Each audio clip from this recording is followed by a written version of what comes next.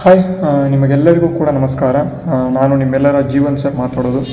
ಇವತ್ತಿನ ತರಗತಿ ಏನಪ್ಪ ಅಂತ ಅಂದರೆ ಈಗಾಗಲೇ ಬೆಳಗಿಂದ 2 ತರಗತಿಗಳಾಗಿದ್ದಾವೆ. ಪೊಲೀಸ್ SSC GD ಈ ಒಂದು ಪರೀಕ್ಷೆಗೆ ಸಂಬಂಧಪಟ್ಟಂತೆ GK ತರಗತಿಗಳನ್ನ 2 ಕೊಟ್ಟಿದ್ದೇನೆ.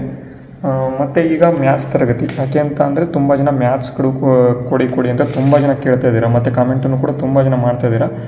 ಮ್ಯಾಥ್ಸ್ ಕ್ವಶನ್ಸ್ ಮತ್ತು ಸ್ವಲ್ಪ ಟಫ್ ಕ್ವಶನ್ಸ್ ತೊಗೊಂಬನ್ನಿ ಅಂತ. ನೋಡಿ, ಇವೆಲ್ಲ ಇವತ್ತು ತಂದಿರತಕ್ಕಂಥ ಕ್ವಶನ್ಸ್ಗಳು ಹೆಂಗಿದ್ದಾವೆ ಅಂತ ಅಂದರೆ ಇತ್ತೀಚೆಗೆ ಬಂದಿರತಕ್ಕಂಥ ಕ್ವಶನ್ಸ್ಗಳು ಎಲ್ಲ, ಮತ್ತು ಇಲ್ಲಿ ಎಲ್ಲ ಟಫ್ ಕ್ವಶನ್ಸು. ಓಕೆನಾ? ಇವತ್ತಿನ ಕ್ವಶನ್ಸ್ ಯಾರ್ಯಾರು ಮಾಡ್ತೀರಾ ನೋಡೋಣ. ಟೈಮ್ ತೊಗೊಳತ್ತೆ ಇವತ್ತಿನ ಕ್ವಶನ್ಸು, ಮತ್ತು ಇಲ್ಲಿ ಟಫ್ ಕ್ವಶನ್ಸ್ ಇದ್ದಾವೆ. ಕರೆಕ್ಟಾಗಿ ಬಿಡಿಸ್ಕೊಳ್ತಾ ಹೋಗೋಣ. ಅದಕ್ಕೂ ಮುಂಚೆ ನಿಮಗೇನಾದರೂ GK ತರಗತಿಗಳು ಏನೋ PDF ಬೇಕು ಅಂತಂದರೆ, ಇದುವರೆಗೂ ಆಗಿರ್ತಕ್ಕಂಥ GK ಮತ್ತು GSನ ಒಂದು ಕ್ವಶನ್ಸ್ಗಳು ಬೇಕು ಅಂತಂದರೆ ಇಲ್ಲಿ ಕೊಟ್ಟಿರ್ತಕ್ಕಂತಹ ಒಂದು ಸ್ಕ್ಯಾನರ್ ಮುಖಾಂತರ ನೀವು ಸ್ಕ್ಯಾನ್ ಮಾಡಿ, ಅಥವಾ ಸ್ಕ್ಯಾನ್ ಮಾಡಿದ ನಂತರ 29 ರೂಪಾಯಿಗಳನ್ನ ಪೇ ಮಾಡಿ ಸ್ಕ್ರೀನ್ಶಾಟನ್ನು udyogjeevan12@gmail.comಗೆ ನೀವು ಕಳಿಸಬೇಕು. ನೆಕ್ಸ್ಟ್ ನಿಮ್ಮ ಒಂದು ಟೆಲಿಗ್ರಾಮ್ ಇರಬೇಕು. ಮೇಯ್ನಾಗಿ ಹೇಳ್ತೇನೆ, ಟೆಲಿಗ್ರಾಮ್ ಇರಬೇಕು. ಅಂದರೆ ಮಾತ್ರ ನಾವು PDF-ನ ನಾವು ಕಳಿಸೋದಕ್ಕೆ ಸಾಧ್ಯ. ಇಷ್ಟನ್ನು ಬಿಟ್ಟು ನೆಕ್ಸ್ಟು ಇಲ್ಲಿ ಈ ಒಂದು ಏನು GK ಇದ್ದಾವೆ ಇವೆಲ್ಲವೂ ಕೂಡ ಏನು ನಮ್ಮ ಒಂದು ತರಗತಿಗಳಲ್ಲಿ ಏನೇನು GK ಕ್ಲಾಸ್ಗಳನ್ನು ಮಾಡಿದ್ದೇನೆ ಆ ಎಲ್ಲ PDF-ಗಳು ಇಲ್ಲಿ ಲಭ್ಯ ಇರ್ತವೆ ವಿತ್ ಆನ್ಸರ್ಸ್. ಏನು ಕೂಡ ನೀವು ಆನ್ಸರ್ಸ್ ಹುಡುಕೋವಂಥ ಒಂದು ಅವಶ್ಯಕತೆ ಇಲ್ಲ, ವಿತ್ ಆನ್ಸರ್ಸ್ ಲಭ್ಯ ಇರುತ್ತೆ. ಇದನ್ನು ತಗೊಳ್ಳಿ. ಜಾಸ್ತಿ ಏನು ಅಮೌಂಟ್ ಇಟ್ಟಿಲ್ಲ, ಅರೌಂಡ್ 29 ರೂಪೀಸ್ ಇದೆ ಅಂತ ಅಂದರೆ ಎಷ್ಟಿದೆ ಗೊತ್ತಾ ಕ್ವಶನ್ಸು? 500 ಅರೌಂಡ್ ಕ್ವಶನ್ಸ್ ಇದ್ದಾವೆ. ಅಂದರೆ ಒಂದು 20 ಸೆಟ್ ಇದ್ದಾವೆ. ಟೋಟಲಾಗಿ 20 ಕ್ವಶನ್ಸು ಒಂದೊಂದು ಸೆಟ್ಟಿಂದ 50 ಒಂದು ಅರೌಂಡ್ ಒಂದು 20 ಸೆಟ್ ಇದ್ದಾವೆ. ಒಂದು 400 ಕ್ವಶನ್ಸ್ ಅಂತೂ ಮಿನಿಮಮ್ ಇದ್ದೇ ಇದ್ದಾವೆ. ನೋಡ್ಕೊಳ್ಳಿ. ಓಕೆನಾ? ಈಗ ಡೈರೆಕ್ಟಾಗಿ ಮೊದಲನೇ ಪ್ರಶ್ನೆ ಇದೆ. ಕ್ವಾಂಟ್ನ ಮೊದಲನೇ ಪ್ರಶ್ನೆ ಈ ರೀತಿಯಾಗಿದೆ. ನೋಡಿ, ಎಲ್ಲರೂ ಕೂಡ ಬಿಡಿಸಿ ನೋಡೋಣ. ಏನು ಪ್ರಶ್ನೆ ಇದೆ ಅಂತ ಅಂದರೆ, the sides of a triangle are in the ratio of 1/2, 1/3 ಮತ್ತು ಇಲ್ಲಿ 1/4 ಅಂತ ಕೊಟ್ಟಿದ್ದಾರೆ. ಇದು ರೇಷಿಯೋ, ಇದು ಸೈಡ್ಸ್ ಆಫ್ ಎ ಟ್ರ್ಯಾಂಗಲ್. ಮತ್ತು ಇಲ್ಲಿ ಪೆರಿಮೀಟ್ರ್ ಈಸ್ 104 ಸೆಂಟಿಮೀಟ್ರ್ ಅಂತ ಕೊಟ್ಟಿದ್ದಾರೆ. ಪೆರಿಮೀಟ್ರ್ ಎಷ್ಟು? 104 ಸೆಂಟಿಮೀಟ್ರ್ ಅಂತ. ಹಾಗಾದರೆ length of the largest side ಎಷ್ಟು ಅಂತ ಕೇಳಿದ್ದಾರೆ. ಲೆಂತ್ ಆಫ್ ಲಾರ್ಜೆಸ್ಟ್ ಸೈಡ್ ನೋಡಿ, ಕನ್ನಡದಲ್ಲಿ ಒಂದ್ಸಲಿ ಓದ್ಕೊಳ್ಳಿ. ಒಂದು ತ್ರಿಕೋನದ ಬಾಹುಗಳು ಏನು 1/2, 1/3 ಮತ್ತು 1/4 ಅನುಪಾತದಲ್ಲಿ ಇದ್ದಾವಂತೆ. ಈ ಒಂದು ಅನುಪಾತದಲ್ಲಿ ಇರ್ತಕ್ಕಂತಹ ಒಂದು ಬಾಹುಗಳು ಏನಿದ್ದಾವೆ ಅದರ ಒಂದು ಸುತ್ತಳತೆ 104 ಸೆಂಟಿಮೀಟರ್ ಆಗಿದೆ. ಆದರೆ ಅತಿ ಉದ್ದದ ಬಾಹುವಿನ ಉದ್ದ ಎಷ್ಟು ಅಂತ ಇಲ್ಲಿ ಕೇಳಿದ್ದಾರೆ. ತುಂಬ ಈಸಿನೇ, ಬಟ್ ನೀವೇನು ಮಾಡಬೇಕು, ಆನ್ಸರ್ ಕರೆಕ್ಟಾಗಿ ಮಾಡಬೇಕು. ನೋಡೋಣ ಯಾರು ಆನ್ಸರ್ ಮಾಡ್ತೀರಾ ಅಂತ. ಯಾರೂ ಮಾಡಲಿಲ್ಲ ಅಂತ ಅಂದರೆ ನಾನು ಮಾಡಲೇಬೇಕು, ಯಾಕೆಂದರೆ ನಿಮಗೆ ಕಲಿಸೋದಕ್ಕೆ ಬಂದಿದ್ದೇನೆ. Okay. The sides of a triangle are in the ratio of 1/2, 1/3, next 1/4. ಓಕೆನಾ? ನನಗೆ ಈಗ ಈ ರೇಷಿಯೋ ಇಲ್ಲಿ ಸ್ವಲ್ಪ ಈ ರೀತಿಯಾಗಿ ಕೊಟ್ಟಿದ್ದಾರೆ ಆಗ್ತಾ, ಆದರೆ ನನಗೇನು ಬೇಕು ಅಂತ ಅಂದರೆ ಇಲ್ಲಿ ಕರೆಕ್ಟಾಗಿ ಕಂಪ್ಲೀಟಾಗಿ ರೇಷಿಯೋ ಬೇಕು. ಇಲ್ಲಿ D ಥರ ಡಿವೈಡ್ ಮಾಡಿಬಿಟ್ರು ಅಂತಂದರೆ ನನಗೆ ರೇಷಿಯೋ ಸಿಗಲ್ಲ ಅಂತ. ಹಾಗಾದರೆ ಏನು ಮಾಡಬೇಕು? 2, 3, 4ರ ಒಂದು LCM ತೊಗೋಬೇಕು. 2, 3, 4 ಎಷ್ಟು LCM ಬರುತ್ತೆ? 12 LCM ಬರುತ್ತೆ. ಓಕೆನಾ? 12 LCM ಬರುತ್ತೆ. ನೆಕ್ಸ್ಟು 12 ಮಾಡಿಕೊಂಡು 2 6 12, 3 4 12, 4 3 12. ಇದು ರೇಷಿಯೋ. ಓಕೆನಾ? ಇದು ಏನಪ್ಪ ಅಂತಂದರೆ ರೇಷಿಯೋ 6 4 3 ಅಂತ. ಇಲ್ಲಿ 6 4 3 ಇದು ರೇಷಿಯೋ, ಪ್ರೆಸೆಂಟ್ ರೇಷಿಯೋ ಇದು. ಆದರೆ ಪೆರಿಮೀಟ್ರ್ ಏನು ಕೇಳಿದರೆ, ಒಂದು ಟ್ರ್ಯಾಂಗಲ್ನ ಪೆರಿಮೀಟ್ರ್ ಅಂತ ಅಂದರೆ ಈ ಬಾಹು ಮತ್ತು ಈ ಬಾಹು 3 ಬಾಹುಗಳ ಒಂದು ಸುತ್ತಳತೆ ಎಷ್ಟಿದೆ? ಇದೆಷ್ಟಿದೆ? ಇದೊಂದು 20 ಸೆಂಟಿಮೀಟ್ರ್ ಇದೆ ಅಂದ್ಕೊಳ್ಳಿ, ಇದೊಂದು 40 ಸೆಂಟಿಮೀಟ್ರ್ ಇದೆ ಅಂದ್ಕೊಳ್ಳಿ, ಇದು 60 ಸೆಂಟಿಮೀಟ್ರ್ ಇದೆ ಅಂದ್ಕೊಳ್ಳಿ. ಪೆರಿಮೀಟ್ರ್ ಅಂದರೆ ಏನು? 60 40 20, 60 40 ಎಷ್ಟು?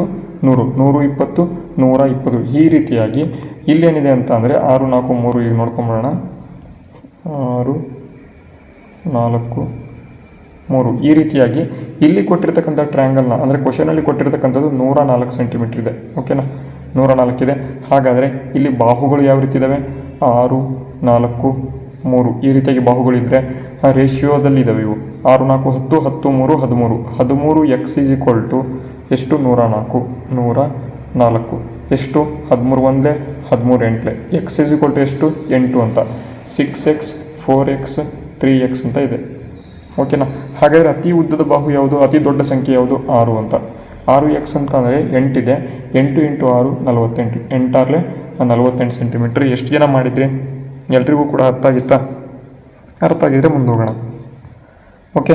ಮುಂದಿನ ಪ್ರಶ್ನೆ ಏನು ನೋಡಿದೆ? The price of a sugar increases by 25%, but the what percent should be household reduce its consumption so that the expenditure remains the same ಅಂತ. ನೋಡಿ, ಒಂದು ಸಕ್ಕರೆ ಇದೆ, 1 kg ಸಕ್ಕರೆ ಅಂದ್ಕೊಳ್ಳಿ, ಅದರ ಬೆಲೆ 100 ಇದ್ದಿದ್ದು ಏನಾಗುತ್ತೆ ಅಂತ ಅಂದರೆ 125% ಆಗಿದೆ, ಅಂದರೆ 25% ಜಾಸ್ತಿ ಆಗಿದೆ ಅಂತೆ. ಆ ವೆಚ್ಚವು ಬದಲಾಗದಂತೆ, ವೆಚ್ಚ ಅಂತ 125 ರೂಪಾಯಿನೇ ಇರುತ್ತೆ, ಆದರೆ ಮನೆಯವರು ಸಕ್ಕರೆ ಬಳಕೆಯನ್ನು ಎಷ್ಟು ಶೇಕಡಾವಾರು ಕಡಿಮೆ ಮಾಡ್ಬೋದು ಅಂತ. ಅಂದರೆ ಈಗ ಒಂದು kg ಸಕ್ಕರೆ 100 ರೂಪಾಯಿ ಸಿಗ್ತಾಯಿತ್ತು, ಈಗ 125 ರೂಪಾಯಿ ಸಿಗ್ತಾಯಿದೆ. ಅದೇ 1 kg ನನಗೆ 100 ರೂಪಾಯಿ ಒಳಗೆ ಸಿಗುತ್ತೆ ಅಂತ ಒಂದು ಸಕ್ಕರೆ ಏನಿದೆ, ಎಷ್ಟು ಕಡಿಮೆ ಮಾಡಬೇಕು, ಖರ್ಚನ್ನು ನಾವು ಕಡಿಮೆ ಮಾಡಬೇಕು, ಅಂದರೆ ಸಕ್ಕರೆ ನಾವು ಕಡಿಮೆ ಯೂಸ್ ಮಾಡಬೇಕು. 100 ರೂಪಾಯಿ ನಾನು ಇನ್ನೂ ಏನು ಮಾಡ್ತೇನೆ ಅಂತ ಅಂದರೆ, ಈಗ 100 ರೂಪಾಯಿ ಸಿಗ್ತಕ್ಕಂಥ ಸಕ್ಕರೆ 125 ರೂಪಾಯಿ ಸಿಗ್ತಿದ್ದೇನೆ, ನಾನೇನು ಮಾಡ್ತೇನೆ, ಬರೀ 100 ರೂಪಾಯೇ ತೊಗೊಂಬರ್ತೇನೆ. ಅಂದರೆ ಈಗ 100 ರೂಪಾಯಿದೇ ತೊಗೊಂಬಂದ್ವಿ ಅಂತ ಅಂದರೆ ಎಷ್ಟು ಅಂದರೆ ಒಬ್ಬ ಮನುಷ್ಯನು ಎಷ್ಟು ಕಡಿಮೆ ಸಕ್ಕರೆ ಯೂಸ್ ಮಾಡ್ತಾನೆ ಅಂತ ಇಷ್ಟೇ ಕೇಳಿದ್ದಾರೆ, ಎಷ್ಟು % ಕಡಿಮೆ ಆಗುತ್ತೆ ಅಂತ. ಅದಕ್ಕೆ ಏನು ಮಾಡಬೇಕು ಅಂತ ಅಂದರೆ 100 ಇದ್ದಿದ್ದು 125 ಆಗಿದೆ, 25% ಜಾಸ್ತಿ ಆಗಿದೆ, 25%.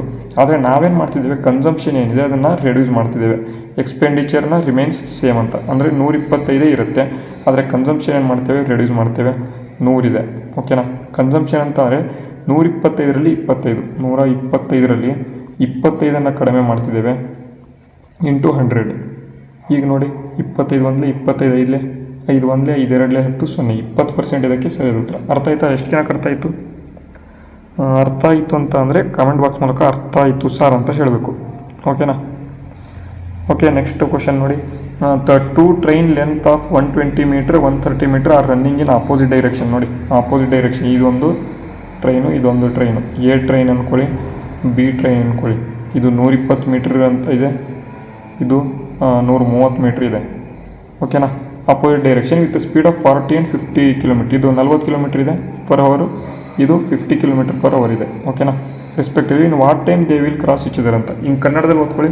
120 ಮೀಟ್ರ್ ಮತ್ತು 130 ಮೀಟ್ರ್ ಉದ್ದದ ಎರಡೂ ರೈಲುಗಳು ಕ್ರಮವಾಗಿ 40 ಕಿಲೋಮೀಟರ್ ಪ್ರತಿ ಗಂಟೆ ಮತ್ತು 50 ಕಿಲೋಮೀಟರ್ ಪ್ರತಿ ಗಂಟೆ ವೇಗದಲ್ಲಿ ವಿರುದ್ಧ ದಿಕ್ಕಿನಲ್ಲಿ ಚಲಿಸ್ತಾ ಇದ್ದಾವೆ. ಹಾಗಾದರೆ ಅವು ಪರಸ್ಪರ ದಾಟಲು, ಅಂದರೆ ಈ ಟ್ರೈನು ಮತ್ತು ಈ ಟ್ರೈನು ಪರಸ್ಪರ ದಾಟಲು ಎಷ್ಟು ಸಮಯ ತೆಗೆದುಕೊಳ್ಳುತ್ತೆ ಅಂತ ಇಲ್ಲಿ ಪ್ರಶ್ನೆ. ಅರ್ಥ ಆಯಿತು ಅಂತ ಅನ್ಕೋತೇನೆ. ಈಗ ಪ್ರಶ್ನೆಗೆ ಉತ್ತರವನ್ನು ನೋಡ್ಕೊಳ್ತಾ ಹೋಗೋಣ. ಇಲ್ಲಿ ಏನು ವಿರುದ್ಧ ದಿಕ್ಕು ಅಂತಂದರೆ ಇದೊಂದು ದಿಕ್ಕು, ಇದೊಂದು ದಿಕ್ಕು. ಈ ರೀತಿ ಬಂದಾಗ, ವಿರುದ್ಧ ದಿಕ್ಕಿಗೆ ಬಂದಾಗ ಅವರ ಒಂದು ಏನು ಟ್ರೈನ್ನ ಉದ್ದ ಇದೆ ಅದನ್ನು ಕೂಡಬೇಕು. ಗೊತ್ತಾಯ್ತಾ? ಯಾಕೆ ಅಂತಂದರೆ ಟೋಟಲ್ ನೋಡಿ, ಈ ಒಂದು ವಿರುದ್ಧ ದಿಕ್ಕಿನಲ್ಲಿ ಸಂಪೂರ್ಣವಾಗಿ ಏನು ಮಾಡ್ತವೆ, ಎರಡೂ ಕೂಡ ಒಂದನ್ನೊಂದು ಇದು ಮಾಡ್ತವೆ. ಅದಕ್ಕಾಗಿ ಏನು ಮಾಡಬೇಕು, 2 ಟ್ರೈನ್ ಆಗಿಬಿಡ್ತವೆ. ಅದಕ್ಕಾಗಿ ಕೂಡಬೇಕಂತಂದರೆ 120 ಎಷ್ಟು ಪ್ಲಸ್ 130 ಎಷ್ಟಾಯಿತು, 250 ಆಯಿತಾ? 250 ಮೀಟರ್ ಟೋಟಲ್ 250 ಮೀಟ್ರ್ ಆಯಿತು.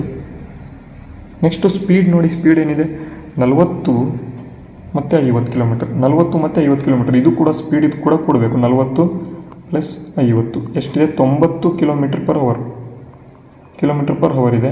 ಆದರೆ ಇದು ಮೀಟ್ರಲ್ಲಿದೆ, ನಮಗೆ ಕಿಲೋಮೀಟ್ರಲ್ಲಿದೆ. ಇದು ನಮಗೆ ಕಿಲೋಮೀಟ್ರಿಂದ ಮೀಟ್ರಿಗೆ ನಾವು ಸ್ಪೀಡನ್ನ ಕನ್ವರ್ಟ್ ಮಾಡಬೇಕು, ವೇಗವನ್ನು ಕನ್ವರ್ಟ್ ಮಾಡಬೇಕು. ಯಾವ ರೀತಿ ಮಾಡ್ತೀರಾ ನೋಡಿ, ಒಂದು ಈಸಿಯಾಗಿ ಒಂದು ಫಾರ್ಮುಲಾ ಹೇಳ್ಕೊಡ್ತೇನೆ. 90 km/h ಇದೆ ಅಂತೆ. ನಾವು ಈಗ ಮೀಟ್ರಿಗೆ ಹೋಗಬೇಕು ಅಂತ ಅಂದರೆ ಇಂಟು 5 / 18ರಿಂದ ಭಾಗ ಮಾಡಬೇಕು, ಮೀಟ್ರಿಗೆ ಹೋಗಬೇಕು ಅಂತ ಅಂದರೆ. ಅದೇ ನಮಗೆ ಒಂದು ಎಷ್ಟಿದೆ ಅಂತ ಅಂದರೆ ನಾನು ನೆಕ್ಸ್ಟ್ ಹೇಳ್ತೇನೆ. ಇವಾಗ 18 ಒಂದಲೇ 18, 5ಲೇ 90, 5 5ಲೇ 25 ಮೀಟರ್/ಸೆಕೆಂಡ್, 25 ಮೀಟರ್/ಸೆಕೆಂಡ್. ಅದೇ ನಮಗೆ 25 ಮೀಟರ್/ಸೆಕೆಂಡಿಂದ ನಾವು ಕಿಲೋಮೀಟ್ರಿಗೆ ಹೋಗಬೇಕು. 25 ಮೀಟರ್/ಸೆಕೆಂಡ್ ಇದೆ, ಕಿಲೋಮೀಟ್ರಿಗೆ ಹೋಗಬೇಕು ಅಂತಂದರೆ 18 / 5, ಇದನ್ನು ಡಿವೈಡ್ ಮಾಡಿಬಿಟ್ರೆ 5 ಒಂದಲೇ 5, 5ಲೇ 25, 18 5ಲೇ 90 km/h ಆಗುತ್ತೆ. ಓಕೆನಾ. ಅರ್ಥ ಆಯ್ತಾ? ಇದೊಂದು ಕರೆಕ್ಟಾಗಿ ನೆನ್ಪಿಟ್ಕೊಳ್ಳಿ. ಇದು ರೈಲಿನಲ್ಲಿ ನಿಮಗೆ ಯೂಸ್ ಆಗುತ್ತೆ. ರೈಲಿನ ಪ್ರಾಬ್ಲಮ್ಸ್ ಏನಿರ್ತವೆ ಅಥವಾ ಟ್ರೈನ್ ಪ್ರಾಬ್ಲಮ್ಸ್ ಇರ್ತವೆ, ಅಲ್ಲಿ ಯೂಸ್ ಆಗುತ್ತೆ, ನೆನ್ಪಿಟ್ಕೊಳ್ಳಿ.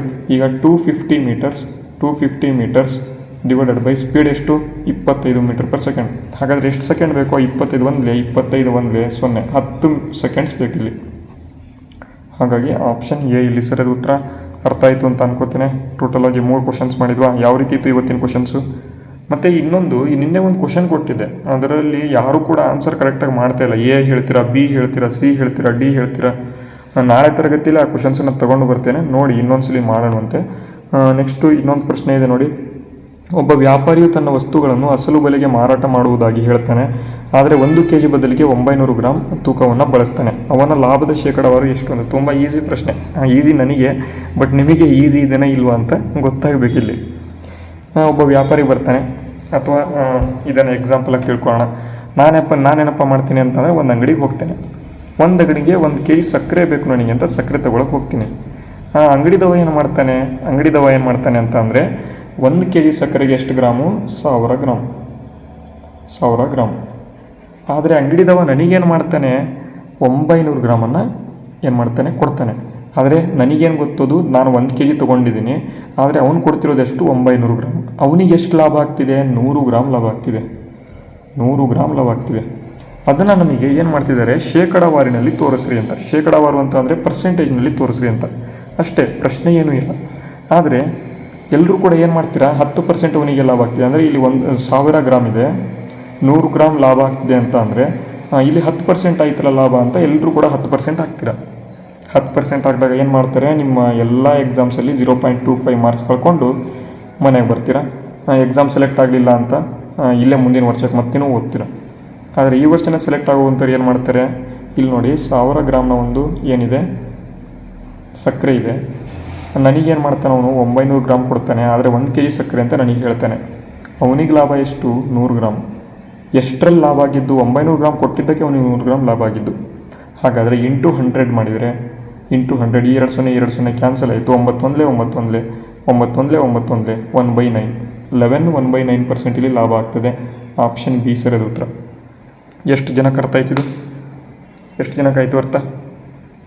ಮೇಯ್ನ್ ಇದು ಇಂಪಾರ್ಟೆಂಟ್ ಇಲ್ಲಿ, ಓಕೆನಾ? ಮುಂದಿನ ಪ್ರಶ್ನೆಗೆ ಹೋಗೋಣ. ನೋಡಿ, ಈ ಪ್ರಶ್ನೆ ಏನಿದೆ? The compound interest on 10,000 for 1 year is at 20% per Yanam compounded half yearly ಅಂತ ಕೊಟ್ಟಿದ್ದಾರೆ. ಅಂದರೆ 10,000 ಅಸಲಿದೆ, ವಾರ್ಷಿಕ 20% ಬಡ್ಡಿ ದರದಲ್ಲಿ ಅರ್ಧ ವಾರ್ಷಿಕ ಲೆಕ್ಕವಾಗಿ ಲೆಕ್ಕ ಹಾಕುವ 1 ವರ್ಷದ ಚಕ್ರ ಬಡ್ಡಿ ಎಷ್ಟು ಅಂತ. 1 ವರ್ಷದ ಚಕ್ರ ಬಡ್ಡಿ ಎಷ್ಟು ಅಂತ ಅಂದರೆ 6 ತಿಂಗಳಿಗೆ ಒಂದ್ಸಲಿ ಅವ್ರು ಏನು ಮಾಡಬೇಕು? ಬಡ್ಡಿ ಕಟ್ಟಬೇಕು ಅಂತ. 6 ತಿಂಗಳಿಗೆ ಒಂದ್ಸಲಿ. ಆದರೆ ವಾರ್ಷಿಕ ಬಡ್ಡಿ ದರ ಎಷ್ಟಿದೆ? 10% ಇದೆ. 10% ಇದೆ, ಸಾರಿ, ಈ 20% ಇದೆ. ಇದನ್ನು ಏನು ಮಾಡಬೇಕು ಅಂತಂದರೆ, ಇಷ್ಟು ಚೆನ್ನಾಗಿ ಯಾಕೆ ಹೇಳ್ತಿದ್ದೀನಿ ಅಂತಂದರೆ, ಈ ಕ್ವಶನ್ಸ್ ನೀವು ಮಾಡಬೇಕು ಇವಾಗ ನನಗೆ. ಅದಕ್ಕೆ ಕಾಮೆಂಟ್ ಬಾಕ್ಸ್ ಮೂಲಕ ಕಾಮೆಂಟ್ ಮಾಡಬೇಕು. ಇದೇ ಕೊನೆ ಕ್ವಶನ್ಸ್, ಇವತ್ತಿನ ಕ್ವಶನ್ಸ್ ಹೇಗಿದ್ವು ಅಂತ ಹೇಳ್ತಾ ಇದ್ದೇನೆ, ಓಕೆನಾ? ಈ ಒಂದು ಏನು ಚಕ್ರ ಬಡ್ಡಿಗೆ ಸಂಬಂಧಪಟ್ಟಂತೆ ಪ್ರಶ್ನೆ ಇದೆ, ಇದಕ್ಕೆ ಸರಿಯಾದ ಉತ್ತರವನ್ನು ಕಾಮೆಂಟ್ ಬಾಕ್ಸ್ ಮೂಲಕ ಕಾಮೆಂಟ್ ಮಾಡಬೇಕು.